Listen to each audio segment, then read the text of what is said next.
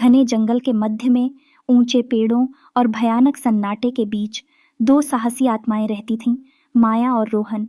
वे बचपन के दोस्त थे जिनमें अज्ञात की खोज करने का जुनून था। एक गर्मियों में रोमांच और उत्साह की तलाश में उन्होंने एक साथ जंगल सफारी पर जाने का फैसला किया। जैसे जैसे वे जंगल में गहराई तक गए, माहौल और अधिक अशुभ होता गया। ऐसा लग रहा था जैसे घने पत्ते उनके चारों ओर बंद हो गए हों और फीकी रोशनी में भयानक छाया डाल रहे हों। बेचैनी की बढ़ती भावना के बावजूद माया और रोहन अपने साहसिक उत्साह से प्रेरित होकर आगे बढ़े। जैसे ही रात हुई, उन्होंने एक गंदे तालाब के पास शिविर लगाने का फैसला किया। हवा एक अज्ञात तनाव से बोझिल थी और पत्तों की हर सरसराहट उनकी रीढ़ में सिहरन पैदा कर रही थी।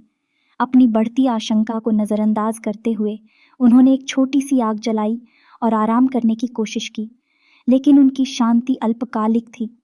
रात के सन्नाटे में, अंधेरे में गूंजती अजीब फुसफुसाहटों से वे जाग गए।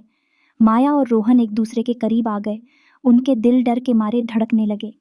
अचानक उन्होंने अपने शिविर स्थल की ओर कदमों की आहट सुनी। छाया से एक आकृति उभरी, खोखली आंखों और मुड़ी हुई मुस्कुराहट वाली एक भूतिया छवि।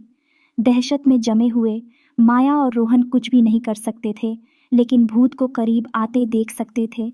इसकी भयावह उपस्थिति उनकी रीढ़ को ठंडक पहुंचा रही थी। कांपते हाथों से रोहन ने टॉर्च की ओर हाथ बढ़ाया और उसे भूत की ओर इशारा किया। वे भयभीत हो गए। उन्हें एहसास हुआ कि भूतिया आकृति कोई और नहीं बल्कि एक खोई हुई आत्मा की आत्मा थी, जो अनंत काल तक जंगल में भटकने के लिए अभिशप्त थी। अत्यधिक भयभीत होकर माया और रोहन रात में भाग गए।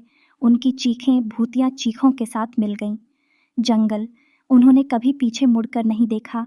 वे जीवन भर उस भयानक मुठभेड़ की याद से परेशान रहे।